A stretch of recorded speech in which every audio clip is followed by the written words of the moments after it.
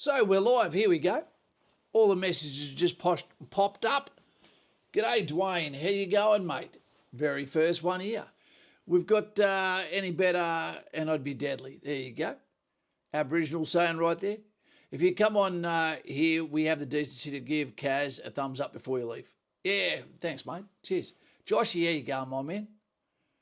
We should have everyone starting to flood in soon, mate. We've got an introduction ready for you as well. What are you drinking tonight, Josh? What are you drinking tonight, Dwayne?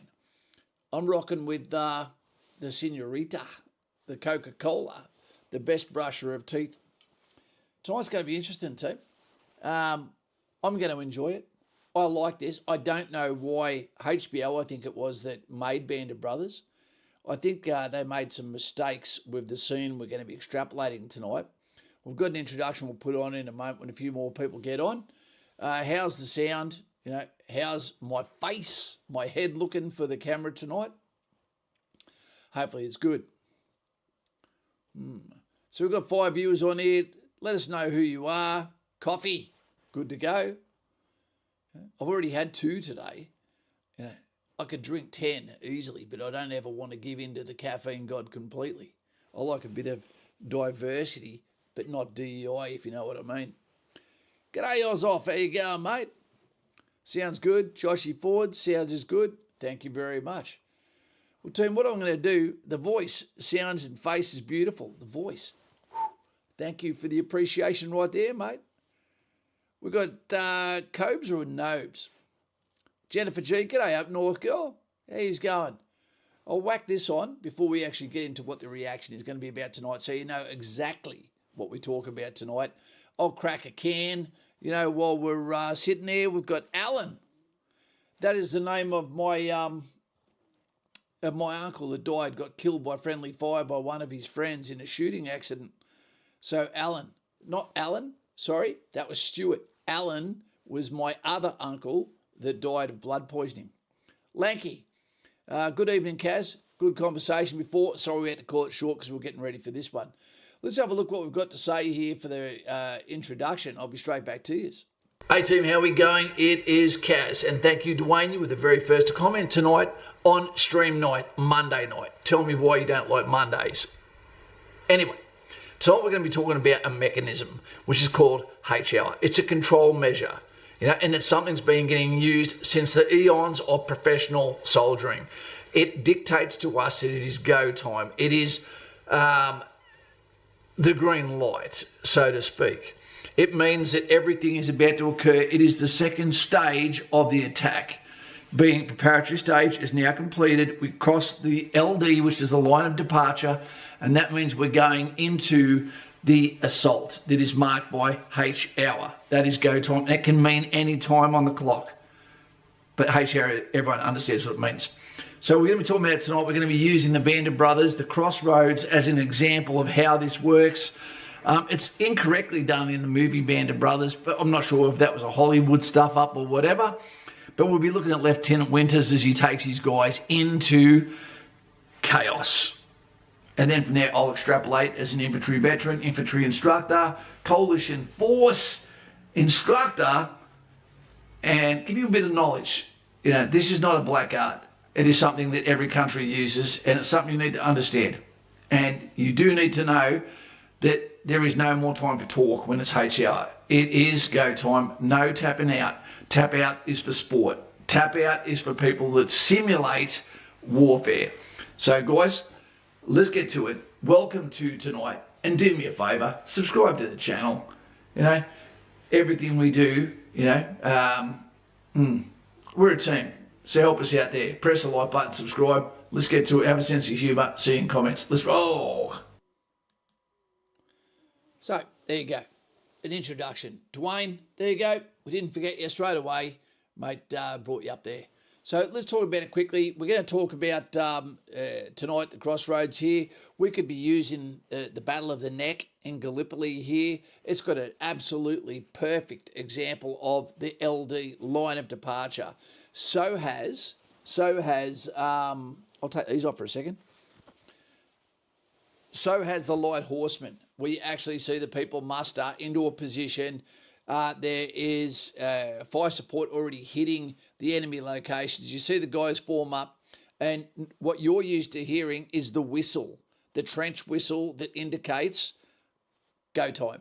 What you see in light horsemen, okay, is the field signal for the cavalry to start moving forward. Hey, Lockie, how you going? A member for 42 months.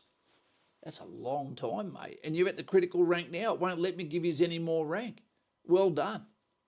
God, the great unwashed. Good to have you here, mate, and we're lucky to have you here. So tonight we're going to use this one. Have you not seen Band of Brothers before? Let us know, team. Let's get straight to it, and then we'll get in, and then we'll cut it up. Anyone from Singo here? Anyone from Gallipoli Platoon? Anyone from Kapyong? Anyone from Longtan? Anyone from Borneo? Let us know. You know, because a lot of these terms that we're going to use here, remember, I'm not giving away government secrets. I'm not giving away anything. This is normal conversations, part of the C3 command control communications as an infantry soldier. You know, we've got Bradley there, Bluebell here. G'day, Ramey. How you going, mate? I have not, Lockie. Nick Walker. G'day, mate. We had a great conversation today too. Really appreciate it. We had a fair few laughs as well. I've not seen Band of Brothers. Guys, if you are interested in infantry, there is no better. You know, maybe Anzacs. That was pretty bloody good. You know, that's an Australian one. You know, but Band of Brothers, there's no love story other than between men, you know, and not in a sailor kind of way. So I reckon you'd absolutely love it. It's a mini series. It's as good as Rome and Rome 2, another great series. Aussie, amazing series. Josh should definitely give it a watch. Absolutely, you know, absolutely. If I'd take this, watching this over one good night of SEX with a lady of my choice, I'd rather watch Band of Brothers. I'm going to show you this and then we'll get to it again. I will, at stages, butt into this, and that's so the copyright gods don't try to take us down as well. You like watch the Pacific? I did too when I was in Solomon Islands. Bam! That was a really bloody series too. It really was. All right, team, let's get a look. This only goes for about 5 minutes, and then we might look at something else or we'll continue to talk. Let us know something that's interesting that's happening in your life right now.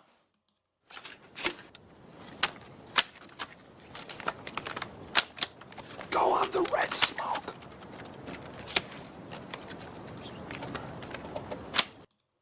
What these guys are doing right now is FUP procedure, which is the second stage of the attack. Okay, so we've done the preparatory stage. We're kind of doing it now.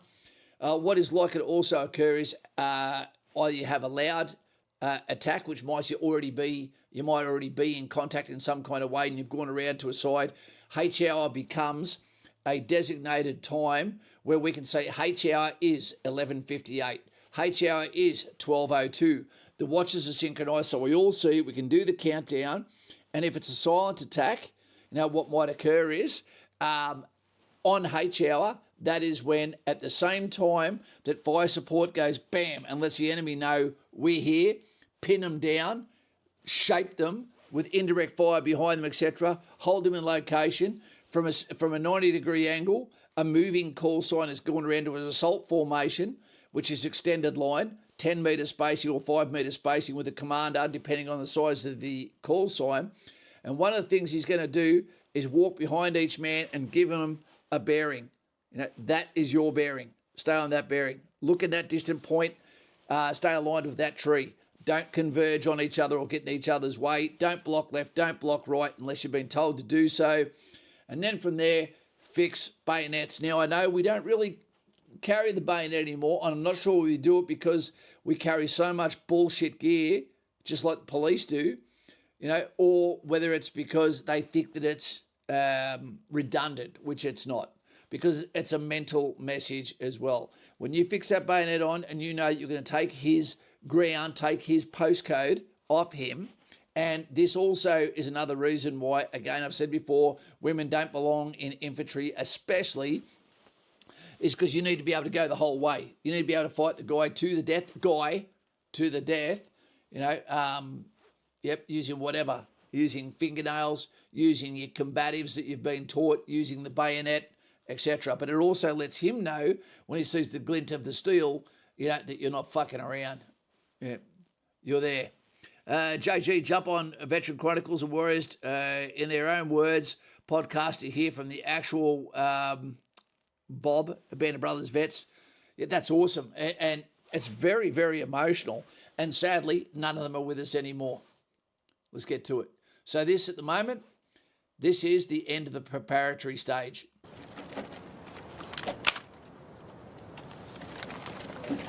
They realise it's real now.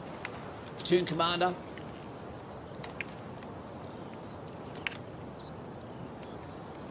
There's something weird that goes on here, which this is incorrect. Look, you can see the guys are shitting themselves.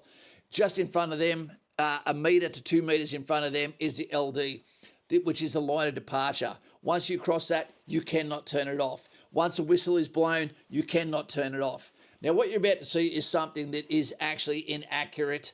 At the moment, it's simulating that these guys are all going to go over the top. You've probably heard that saying before.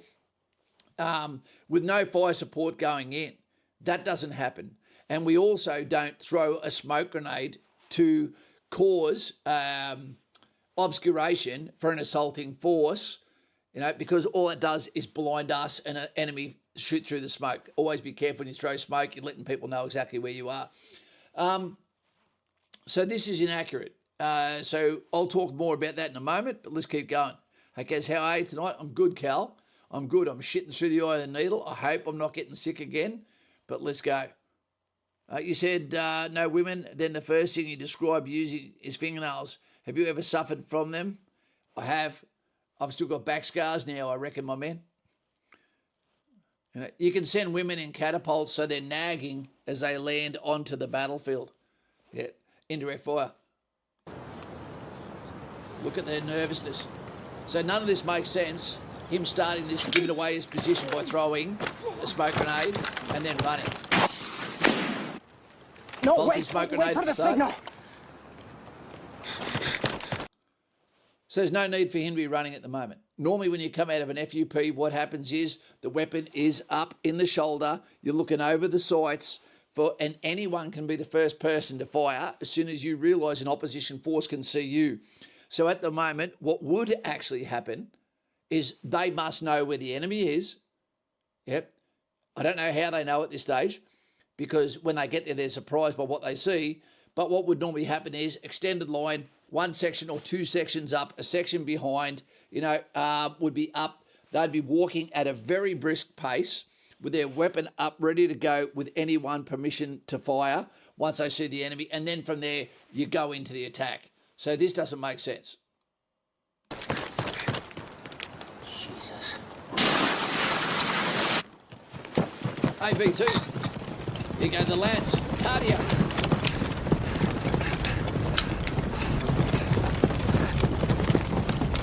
The time for being... That's something we don't talk about. The time for being scared is now over.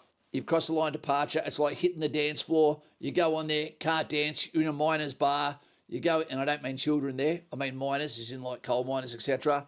You see that dance floor. You get on there. As soon as you get on that floor, okay, you're into it.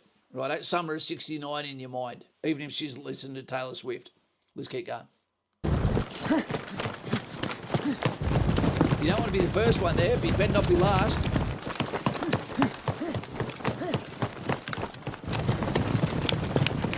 It sounds awesome.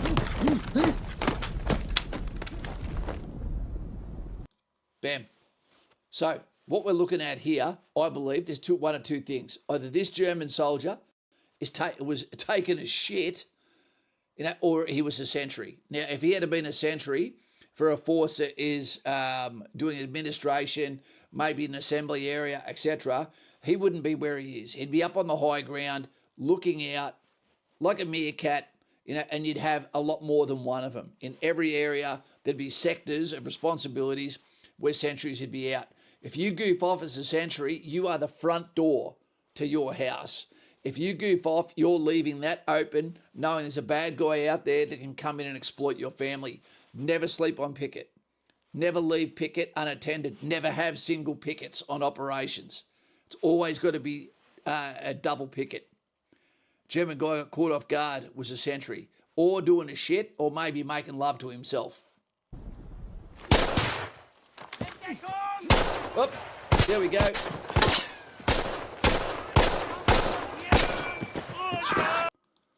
I don't recommend firing from the hip when you've got a bolt action rifle, okay?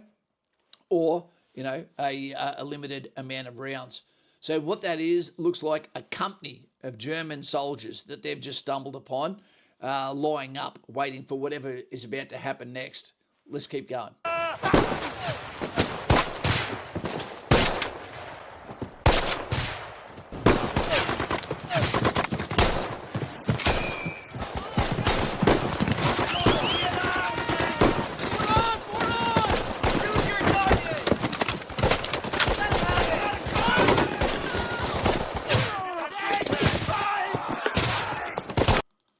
This team would be a dream come true for an infantry call sign to come across such a large congregation of enemy combatants that you can use your weapon systems in concentration against. Hey, Kane, how you going? M24 bolt action sniper rifle? No, he's not using a sniper rifle. It was a company in the rear and then a full SS Panzer battalion. Yep, we'll see, and you'll see that play out in a second team, and then we'll be talking about indirect fires, etc.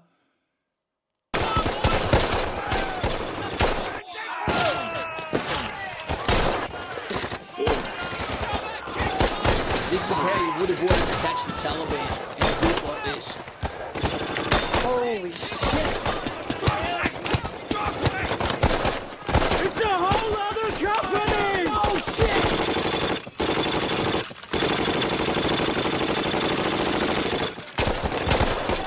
That is one time you can be firing on auto, not all rapid rate team. Easy David, easy manner! Reinforce easy phase 1 yellow! +1 strike 3! Fire concentration Charlie! Drop 200, left 100!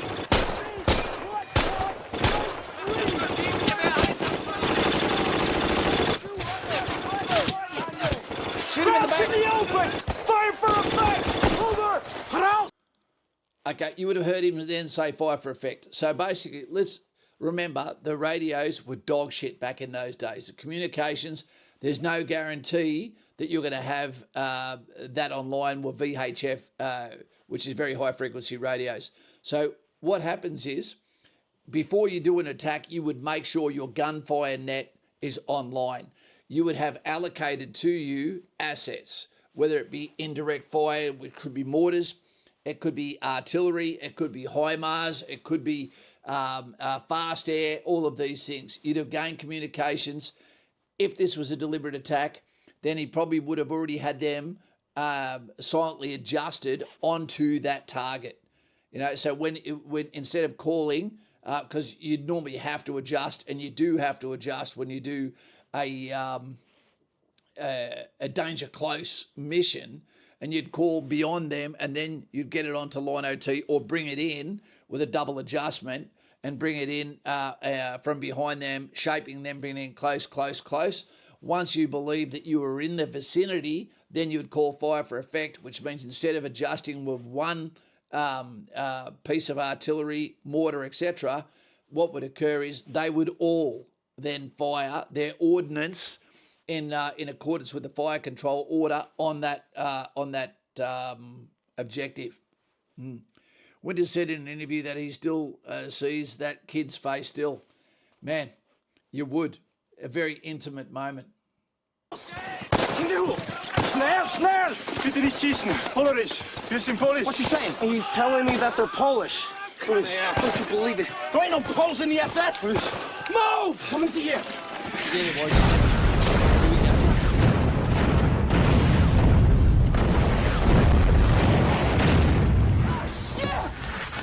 What they're not showing you there is you will actually hear the indirect before it hits the ground.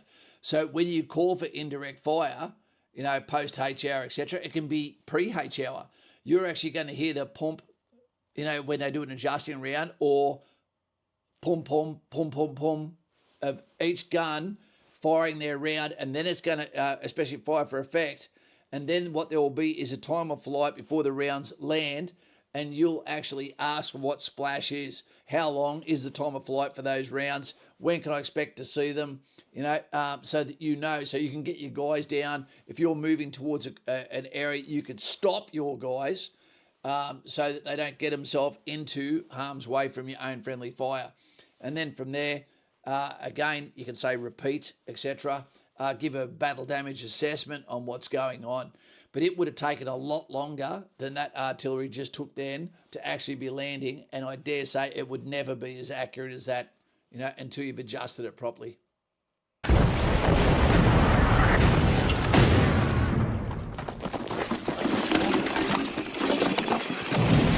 Boss, send Lightning a contact report. Boyle! Over.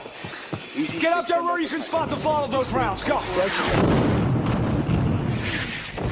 So at the moment, I dare say these guys are about to hold their own area. You don't go and give support to a wounded soldier straight away. In that case, you probably could.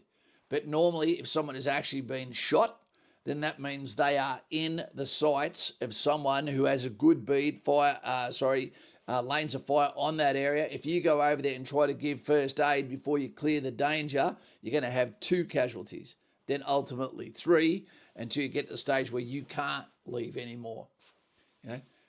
All right. Let's get out of that one. And what we're going to do, we'll talk for a little while, but we might talk about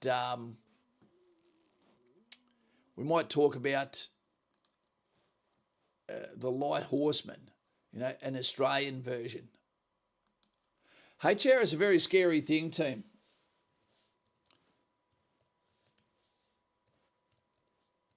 Horseman. Where are we?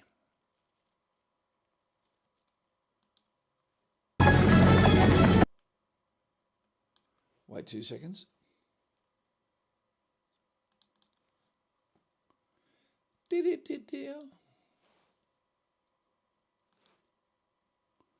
I don't have to give thanks, so to speak, or call someone out and say, well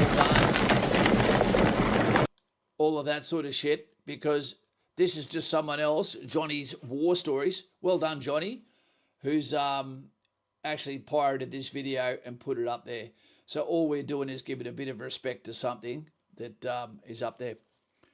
Is there any more comments? Has something happened? Have we glitched? How are we going? Does anyone have any questions on that at the moment? On what HR is? What does it mean to you? Knowing that if you're in a CP and there's about to be a situation that has a HR involved in as part of C3, Command Control Communications, what will normally happen by a governing body, a CP, is everyone will get told, shut the fuck up. We've got a directed net. Only commanders are allowed to talk, and it will normally be the tactical commander on the ground talking directly to the overall commander, whether that be a company commander, battalion commander, etc. Johnny be good. There we go. Yes. So wait. We'll get this up here a little bit. Get rid of some of the obscuration. Remember, this is an old movie, team. What I'll do is I'll turn down some of the volume, and I'll just be playing that in the background while we talk. So this is Australians. As you know, for those that have been around the channel, where they are right now, I've been there. This is at Beersheba in Israel. I've got shrapnel from this actual location. It was an emotional place. In 2008, we opened the Park of the Australian Soldier in Israel. They were beautiful people. The way they treated us was spectacular. They had Australian flags all up the highway leading to the path of the Australian soldier. At the moment, listen to this. Sir Harry, I must reiterate my opposition. Wait 2 seconds. At this Gonna stage, charge Beersheba, mate. at this stage, these guys had heard about Beersheba over and over and over. All they wanted to be was part of the big fight, and now they're just realising that this is not a rehearsal. because we still do rehearsals in war zones. This is the real deal. Watch what happens next. One of the last charges, and these guys are infantry, not cavalry. Remember that. Cavalry would have lances and sabres. These guys got bayonets and 303s. Hey, Frank, what's going on? We're gonna charge Beersheba, mate. Jesus. Sir Harry? 2 seconds.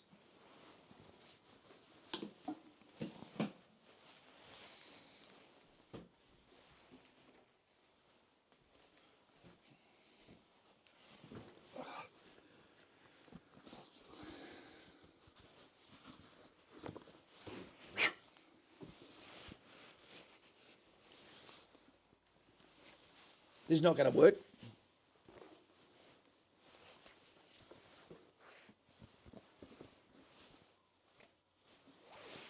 Where are we? Come on.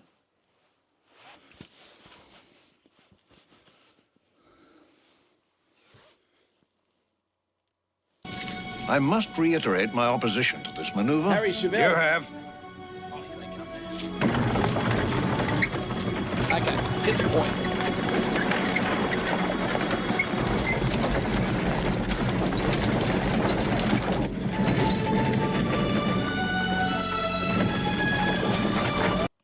Team, who hasn't seen this movie before? This is one of Australia's best movies. One of the actors up here called Flanagan, he was actually a fella. He's Flanagan in Anzacs. I forget what his name is in this one. It could be Irish. But he was meant to be the next Mel Gibson. But during this movie, he had a motorbike accident, became brain dead, and ultimately died.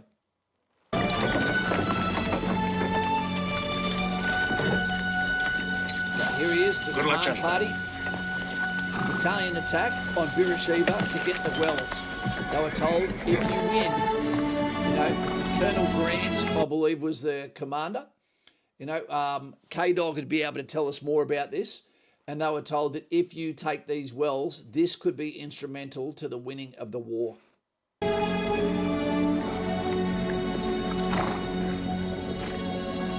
I won't play the whole thing. It goes about 10 minutes, and I don't want to spoil it for you. This is H hour. The LD is 1 metre in front of where they are now. They are in the FUP, outside weapons range.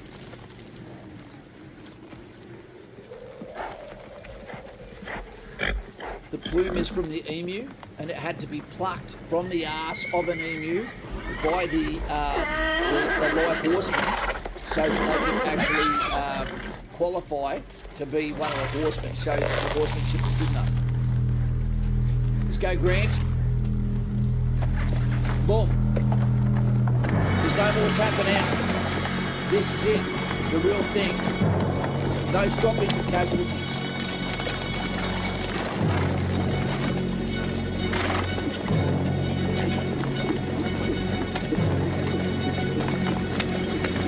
That's not going to happen, I don't reckon. You don't see white men to change things happen at the moment.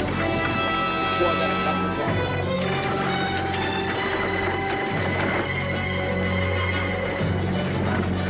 Can you imagine how scary this was for the Turk?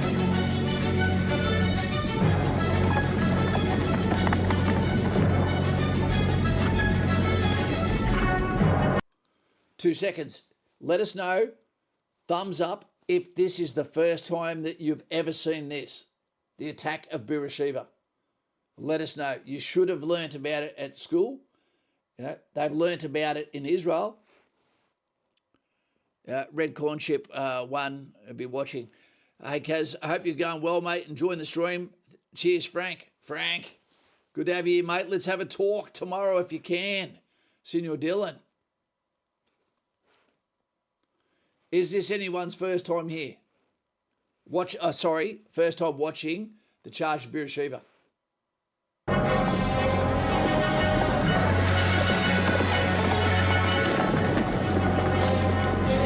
Boys, you're going to like this, mate.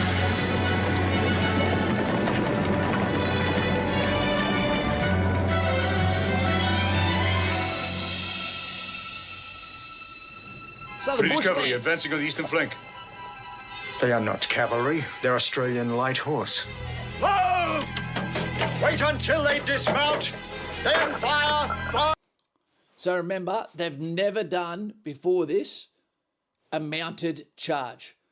This is for manoeuvre warfare. The horses were used to get them to a location for a FUP forming up point. Then they get off the horses, and then get ready to then attack as dismounted infantry. So let's keep going. Order!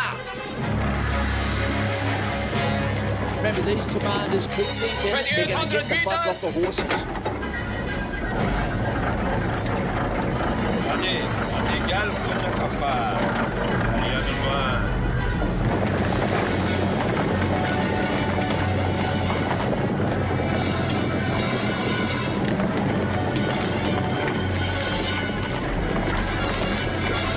Still the illusion. They think they're going to get off. Listen to this. Australian light horse advancing on eastern defences. They seem to be deploying to charge.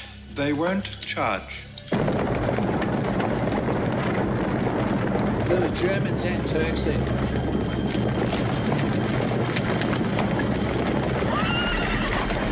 So proud of these lads. The reason Australia is the way it is these days is because these blokes that died in World War One, World War Two, over 103,000 didn't end up having their children. So we ended up getting the sons of those that didn't fight. They're in charge of us now. Politicians should have to make people in their family serve. 2,600 meters!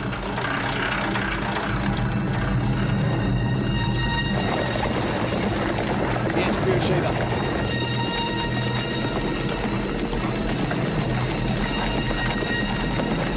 We're about to realise Australia's about to make history.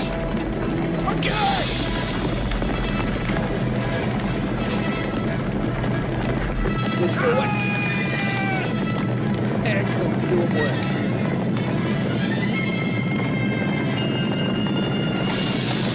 Fuck yeah!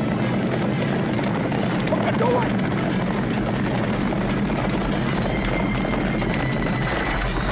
Horses are coming! 2,500 meters!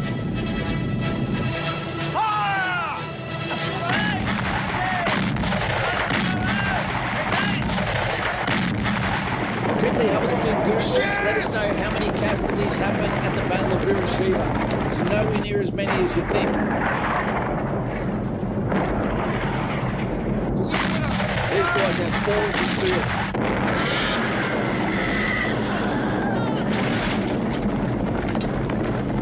Come on.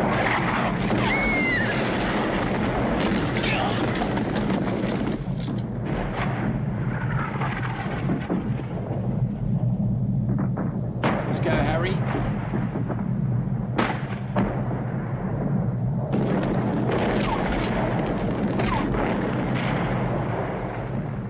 $2,400 meters!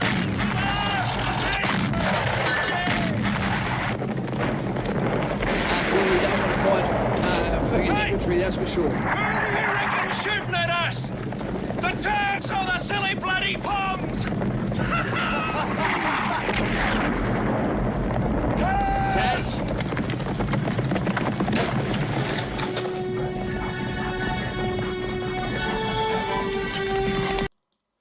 Here's one you probably don't know. We actually had an Australian Test cricketer that got killed in the Battle of Beersheba. A guy that wore the baggy green. We also had some New Zealanders there with us as well. It's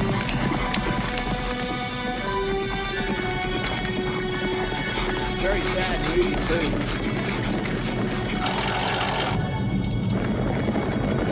Let's go. 2,300 meters!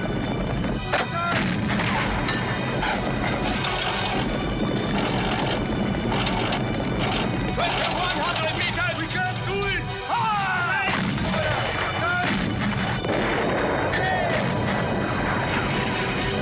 They're under the guns.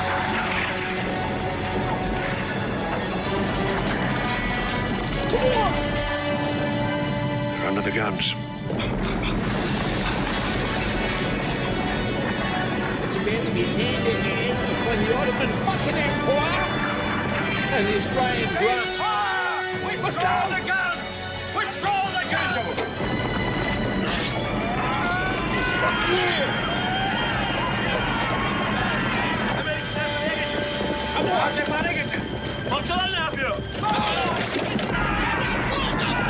Get me, önüne bak, önüne bak. Set your sights. 1,600 meters. And I've got to hit 1,600 metres, son.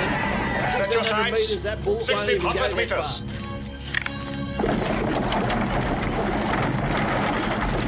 Have you ever seen an ammo go so fast? Hey, mate, I'll check him.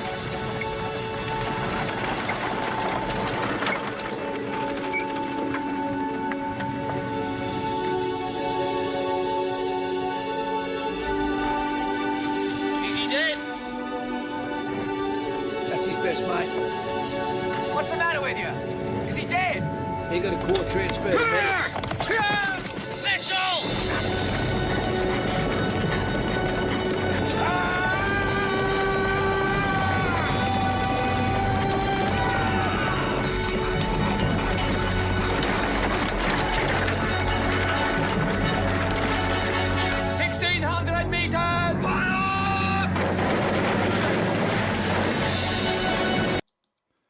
That's not happening. Those rounds back in those days, you got Buckleys of it making 1,600 metres. That's a full mile. You know, if you fired a Steyr, it's going to fall way short of a mile.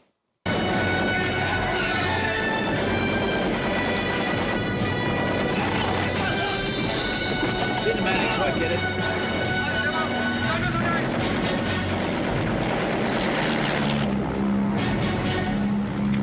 Red Baron Sparks, yes.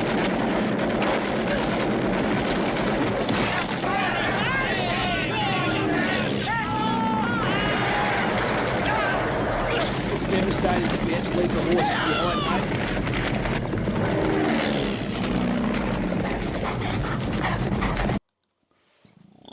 mate. Because of quarantine, rightly picked up there by Woods Up.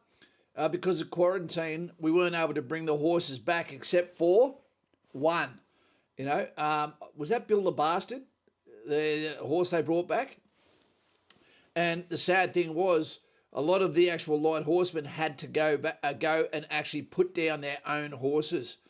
There was kill teams that also had to take the horses away and put them down. Could you imagine how that order went after these guys had done Beersheba? You know, that got told, okay, you've got to put your horse down, it's not going home, and then see the Egyptians coming over and cutting the horses up to sell as meat in the marketplace. Man, that would be hard.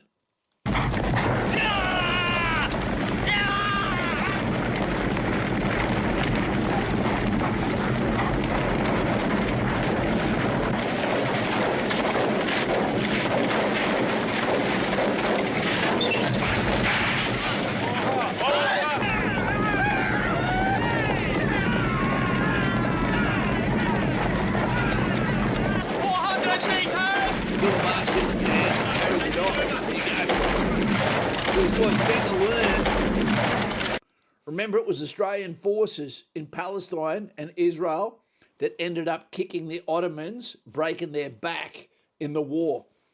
You know, they might have beaten us at Gallipoli, and God bless them too. They were defending their fucking homeland. Yeah, but they got a blood nose when they came and tried to continue the fight over against the Australians. The Battle of Romani, we've been there. If you go to the Sinai, if you get promoted to sergeant, or you're a support corps, try to go to the Sinai Peninsula. It is beside Israel and just over the Suez Canal from Egypt. It is Egyptian soil. It is absolutely amazing. And the amount of battle honours we have over there is phenomenal. And you'll walk the grounds of where Australians fought and see the Commonwealth war graves. Where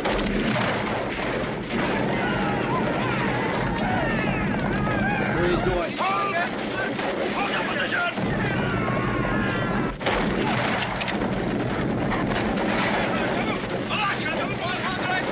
Say your ammo, officer. That pistol was useless.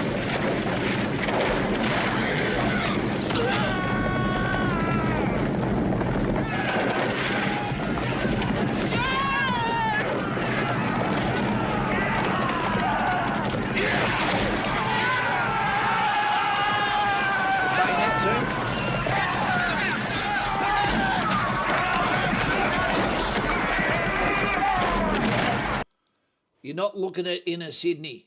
Okay, this is back in World War One, team.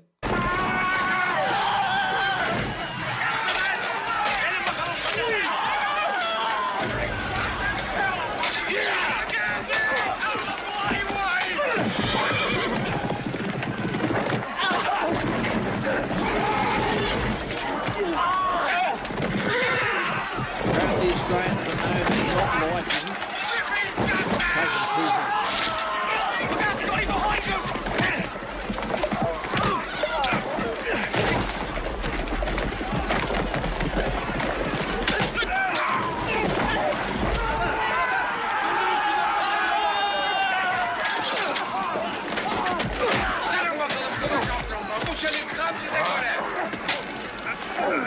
You're still doing bayonet fighting today, team. When you go to Kapuki, you'll still be doing bayonet fighting. And just a little bit of a message to you. We had a young fella today that has been waiting in the queue for a long time to go to Australian Army. And he got told today, can you go in 3 weeks? Yeah.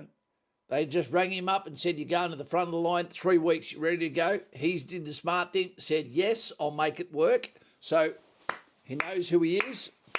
Well done. 3 weeks from now, he's going to be in cold Kapuka, knowing he doesn't have enough time to do Kapuka and the School of Infantry and be in a battalion by the end of the year.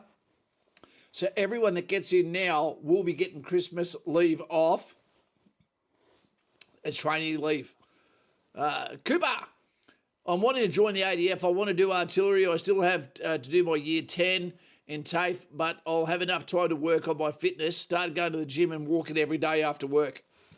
Get rid of the walking, mate. Get into it. And congratulations, Coops. We've got Bretty Chapman here. Hey, that's a good Australian name. Hey, Kaz, I hope you're doing well, mate. My great-grandfather was a light horseman who participated in the battle. Very proud to have had the history of my family. Cheers. Have a good one. Good on you, Bretty, and all the best to your mate, to your family member that is probably guided pride and honour in your family. I bet you, if someone said to you, they're not going to take you a surname on for marriage, you'd be going, you bloody better, because this is bigger than me. Surnames were earned, team. Damn, we really fucked them up in this battle. Absolutely. Absolutely. The Battle of Romani, Australian forces and New Zealand forces absolutely tore the Turks apart. 11,000 of them went into that attack, and they got followed for 4 days and got massacred. How long did it take him? So he was in there for 8 months, Voicey, trying to join, and then all of a sudden just got a phone call saying, you've been good, you've kept in touch. 3 weeks from now, can you do it? Yes, I can. Okay, paperwork coming tomorrow. Let's get it done. Colonel, what is happening? Your clever little illusion has reached Beersheba. But what are you doing? The only sane thing. I am surviving. Damn you to hell! Nothing wrong for leading from the rear. Wanker. Any tips you could give us for Kapuka? Koopy struck. What I'd say to you, mate, is I've done 100 videos on Kapuka, mate. Short videos that go for 10 minutes, etc. 10 reasons not to quit, etc. There's a fucking 100 of them, mate. Just type it in the trenches with Kaz Kapuka and look for the videos that aren't live streams, mate, and you can't go wrong. 1, go in there with the right attitude. Tell yourself you won't quit. Take photos of a beautiful girl with you that you've never even met in your life and stick it up on your board so they think you're going to bring it a march out. And what will happen is they'll go, you don't want to get on that guy's bad side, otherwise the beautiful woman might not like us. Same deal. You've got to remember when you're instructor Kapuka, you're going to meet the parents of the guys and gals that are going through. So treat them strictly, but at the same time treat them honourably, because they could be the next VC winners. They could be the next to fall and be on the wall of honour. Treat soldiers with respect. Aussie, Head down, do what you're told to as fast as you can. When the time gets tough, just remember it's not the real army. It's nothing like the units. And just keep going because this is what you asked for. Absolutely. Really truth words there. Benjamin Webb, about saying yes. More you say yes, the more stories you get to tell. That's right. Kobe's. Kaz, do you know what the current schedule is for full-time at Kapooka? I've seen as little as 63 days. No, it's back to over 10 weeks now, mate. They worked out that was not working. Coop says you subscribe to your channel, man. You're awesome. Great motivation. I've watched your videos about Kapooka, and now I'm going to watch more tonight. Do so, mate. You know what you can do? This is sneaky, Cooper, and that is actually get one of your friends involved too. If every time someone goes to join the army, you said to one of your buddies, come and do it with me, maybe you're actually saving them from making a fucking mistake. And that's committing themselves to just the grind. Kaz, g'day buddy, how you going? Kaz, I'm going to put something on for you now because you're a very, very loyal subscriber of ours. And I wasn't going to do this tonight. It was going to be a one-on-one video, but we're on to 46 minutes. So what we're going to do is I'm going to come here and I'm going to share this with you. I'm going to share this with you at my own... Where are we? Right. What I'm going to do, I'm going to get this off the screen for a second. Wait 2 seconds. I'm doing something special for you here. So what I want you to do, do you want something special? Let's get some likes on this fucking stream if we can. Voice, get recommended for infantry from my defence interview last Thursday. Now waiting for the job offer, hopefully. Nopes, beauty. I'll leave in 3 weeks. 63 days seems crazy short. Nopes, awesome. I'm not sure whether to call it your Kobe's or Nopes, whatever. Hey, Kaz, I haven't signed the contract, but I have been offered an opportunity to work with the mine directly, 7 on, 7 off. Let's have a talk the next couple of days. Take it. Take it, Lighty. I've told my mate to join me. He wants to do the Air Force. Poor bastard. Okay, that's okay. Let him do him. But, mate, he'll never look back. What I want you to do is consider this at the moment. You might have to turn your volume up a little bit. But picture this fella here is a fucking plumber. This could be anyone in Australia. I've made this story for you. I've got the video that is narrated so that people that are sick of an Australian accent or voice may not like it. This goes for like 10 minutes. Let's play this and just imagine this is the old bloke, 50 years old, on Anzac Day. This is the young guy, plumber, that comes over to him on Anzac Day, and this is how it pans out. Do you want to hear it? Do you want to? Let me know. Give me a thumbs up now to let me know that you want to hear this.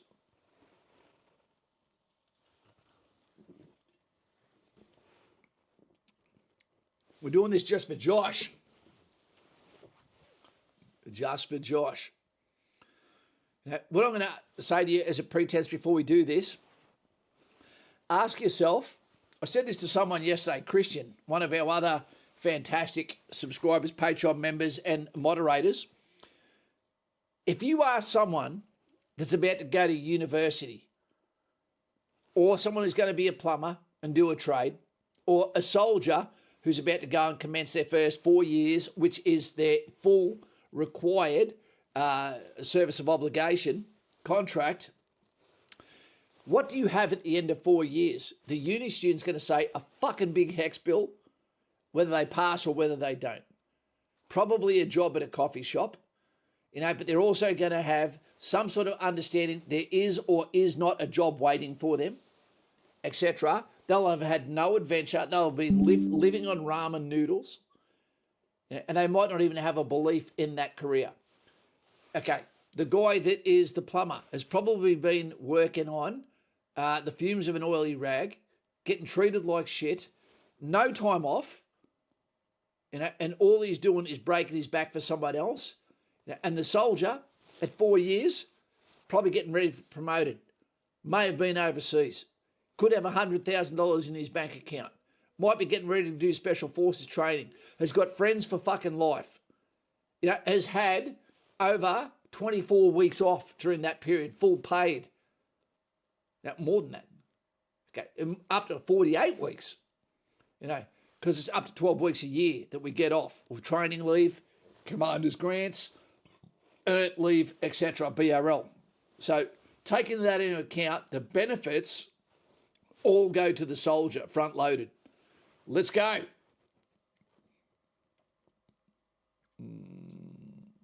Simulated conversation, Anzac Day at the pub. Setting, Anzac Day. A bustling pub just down from the local RSL. Flags flutter outside. Inside, old diggers raise glasses. Stories, some real, some with so much GST added, they may as well be from the Dreamtime. But a yarn told yearly has to adapt to keep it interesting. A young 19-year-old bloke, fit, restless, with calloused hands from the pick handle and the shovel for pay by the day labor, rather than doom-scrolling Tinder and keyboards, approaches a grizzled 50-year-old infantry veteran sitting with his mates, medals pinned to his chest in a suit that probably would have fit him better a few years earlier. A weathered face that's seen conflict, stress and strife abroad, with a little too much sun and vice.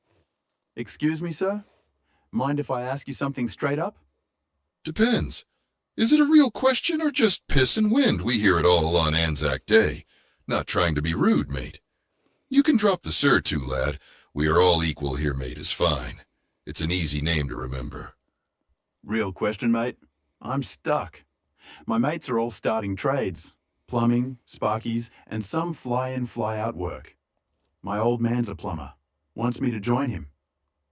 But there's this nagging in me. Like I might be putting the cuffs on and ending up just in a 9-to-5, I have a calling to one day be in special forces, or even a sniper in the army. I just don't know if it's all or worth it with our country. Feeling like it's going backwards and selling out to China and pronouns, I hear it gives you nothing and the pay is as bad as the food. Well, young mate, if you don't do it, who will? Who will protect the village and follow the footsteps of the Anzacs? If not you, then who? You asking why you should chase boots and dust over copper pipes and blockages? Yeah, I want the truth, all the smoke. No sugar. If I make this step, I want to go in 100%. I am not a follower. I want my own path, and I want a life around people that think like I do. Then I'll trade you my wisdom for a pint of ginger beer, splash of lime, 2 ice cubes. The young fella smirks and extends his hand, which is met halfway with a grip that is surprisingly strong, but not in a power play kind of grip. The young man realized he was being tested already. Deal. Lad heads to the bar with swagger and purpose, nodding to the single mums circling like crows on a carcass. The veteran slides a stool out with his boot and nods to his mates. Give me 10 minutes. I'm about to change this lad's bloody life. The young man returns with the drink. They clink glasses. The lad takes his seat by the veteran as he sips the overpriced ginger beer from the 5-cent plastic Chinese-made cup. Swings around on his stool and faces the young bloke with a nod of thanks for payment in advance for wisdom. Right. 5 reasons. 5 truths. Listen close. I don't repeat myself. First, life isn't meant to be just safe. It's meant to be lived. You ever watched the sun rise over Afghan mountains after a night patrol? You ever seen what a man can do to another when no one is watching? You ever been overseas where the roads are crap and the dogs are food, not pets? You ever dropped out of a chopper into a flood zone to pull people out by their bloody fingernails? You want stories that'll still stir you at 80? Or do you want to talk about installing U-bends in a 3-bedroom rental in Dandenong? I mean, yeah, I want stories and the bruises. I am ready now. I just have never had it explained to me properly. I have no military in my family since my great-grandfather. Then don't settle for tepid. Adventure isn't a hobby. It's a lifestyle. Out there, every day's a challenge, a rush, a test. and you grow. Fast. But you're never alone. Even a sniper has at least a number 2. Second, mateship. The real kind. Not drinking buddies. I'm talking about the bloke who'd take a bullet for you, and you for him. The kind of bond forged under fire, in rain, in silence, in chaos and Tully. I've got close mates. They are here today. Played footy with them all my life. Not like this, you don't. Civvy mates drift. Combat mates are blood. The Army doesn't give you friends. It gives you a tribe, a purpose, brotherhood. When the world turns to shit, they're the ones you trust. They will be the uncles of your kids and give you a place to stay after a divorce. The kind of man you can trust behind you in a threesome. He will have your back, but not your back. No diddy. The one discipline we all know but never get taught is how to keep a secret. Don't expect the world to understand when you're having your worst days and you think you can trust clean skins to keep your fears and confessions. Lock it in. Son, leave that for your brothers. Third, coin. You think plumbers make bank? Sure. But the Army feeds you, houses you, gives you rental assistance if you live off base. Medical, free. Dental, free. Sign-on bonuses, fat. Yeah, Coops. Field pay, hazard pay. Deployment allowances, tax-free. Your boots hit foreign soil, and your account grows while your resume builds. Didn't think it'd be that solid. I was told you don't get enough to even live on. That's why you have to live in the barracks. Most don't. But I've seen diggers with investment portfolios by 25. You live lean and come out with muscle in your wallet. Your generation gets it better than we did, young mate. Your phone is like a handheld financial advisor, and you seem to spend a lot less on drinking and gambling than we did. Fourth, you want toys, real toys? Work with weapons that thump your soul like the 84, that will make you tuck into your mate's back like a sailor in a shower block. Handle explosives, drive lavs, work with helos, naval live aboards, as part of coalition fleets and war games. You want adrenaline? You'll operate gear civilians can't even pronounce. Money can't buy the experience you get to play with. Mate, especially in Australia, rubber bands will be illegal soon, and you wonder why Australia is gonna be in strife. That sounds insane. That's what I am after. I was like, what the fuck when I heard we can't even have pepper spray here? It's crazy. It is. And it's damn glorious. You're trusted with millions in assets because the Army doesn't care where you're from, only how hard you fight to be better. Your reputation is always on the line, and building we are only as good as our last fuck-up. Never make the same mistake twice around the same crew. Fifth, growth. You want to become someone? The Army is a forge. You specialize, promote, lead. They pay you to train, educate, develop. Gyms on base, leadership courses, language schools, even degrees. All inside work hours. And mate, you get 12 weeks off a year. That's 3 months of doing whatever the hell you want. Thailand is a good place to start, but don't fall in love. Keep to the 72-hour rule. That's more than a tradie gets, that's for sure. And the detox? You ever want to unplug? Go field. No phones. Just sky, sweat, and silence. You come back cleaner than a priest's conscience. The veteran leans in, intensely realizing he has been on a tear and needs to calm down. Lower the revs and try not to look like he thinks. Look, I'm not saying plumbing's a bad life. It's honest. It's needed.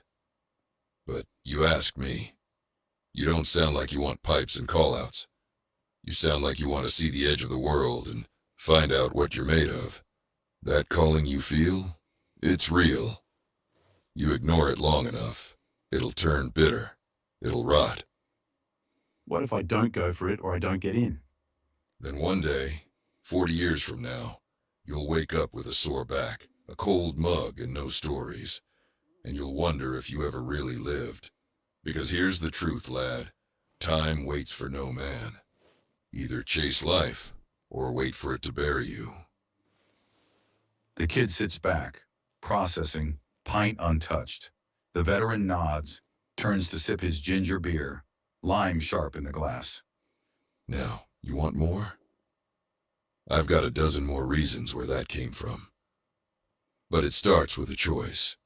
Yours.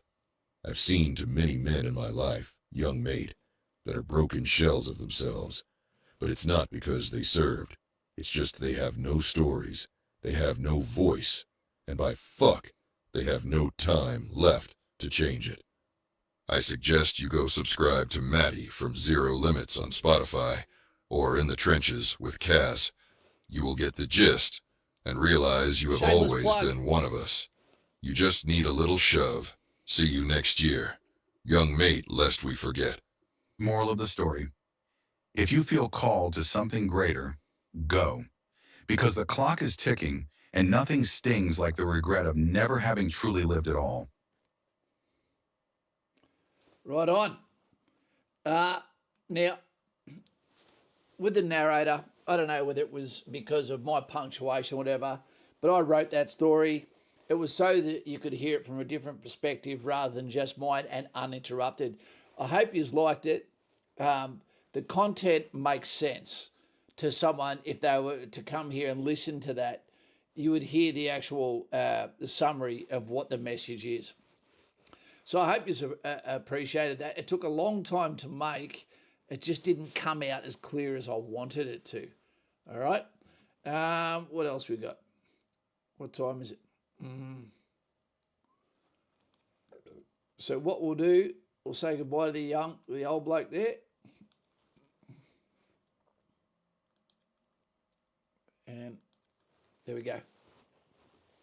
So team, what we take away is that everything we do in the military is taught. It is instilled into you and then it is rehearsed. Little things like ammunition. The platoon commander owns the ammunition. You know, just imagine if you fired your machine gun for 6 minutes at rapid, you know, which is 120 rounds a minute, you know, 2 to 3 round bursts at rapid, then you'd only have just over 6 minutes of ammunition before your full 800 is gone. Yeah. However, if you were to fire at normal rate, you would have over 13 minutes with 20 rounds left, you know, for yourself and your own protection. Everything we do is measured and rehearsed. Don't think we just go out there, pick up our kit, and then go out there and look for a bar fight with the people that we're opposed to. You know, I believe we are the best army in the world. There's just not enough of us. You know, and it's one thing to say to everyone, hey, come and join, but there needs to be enough after them that continue to join, and we're also got to be able to afford it. I think Australia needs to ramp up their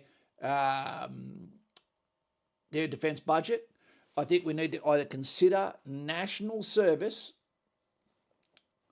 or at least bring gun ownership back for everyone that's qualified to carry one. I believe that police should all be taking their weapons home. I want to know that the scumbags should also have castle law so you can protect your house with deadly force. We need to bring in lethal and non-lethal ways for people to also for self-defence. The police have no right, nor does the government, to be able to tell us that you cannot defend yourself or your family, or that you have to pit your own boxing skills against someone who's ultimately coming in to do your family harm.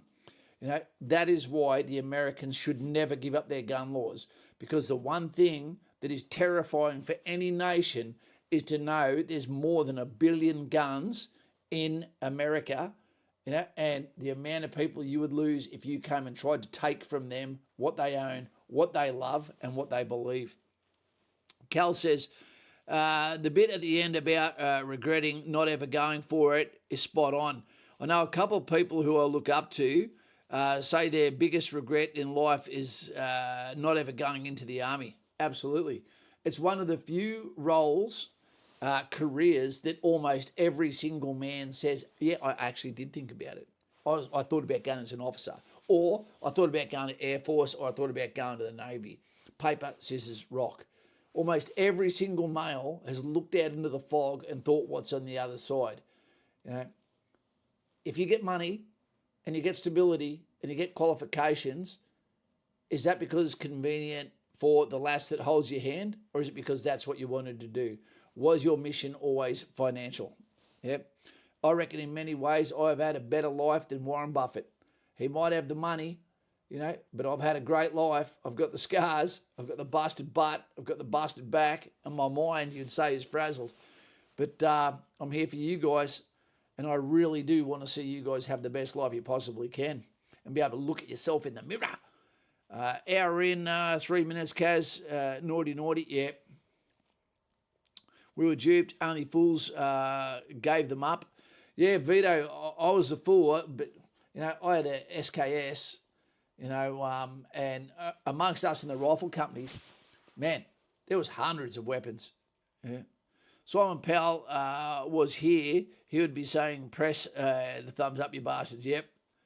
And that's what we would do. Yeah, I'd like to think that it's such a dangerous country for an opposition force to be coming and trying to take to what's ours that we'd kill them with a million cuts. Yeah. I'd be serving again tomorrow if the army said, Kaz, I fucking need you tonight. I'd be there. You know? Especially for Australian soil. Absolutely.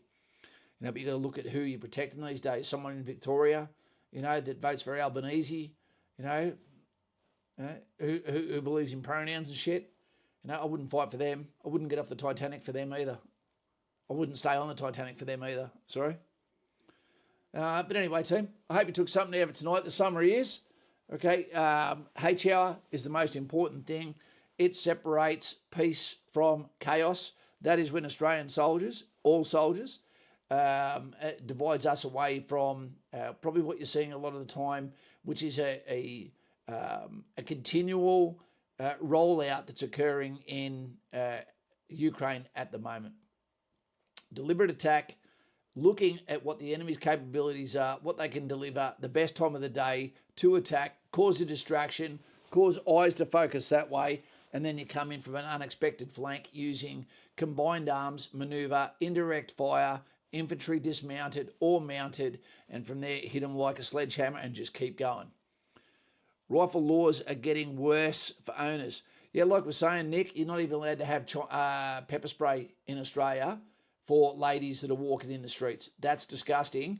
And what's worse is when someone does something, whether it be immigrant, whether it be Aboriginal, we've got to look the other way because they're more nervous of the optics than what they are from justice.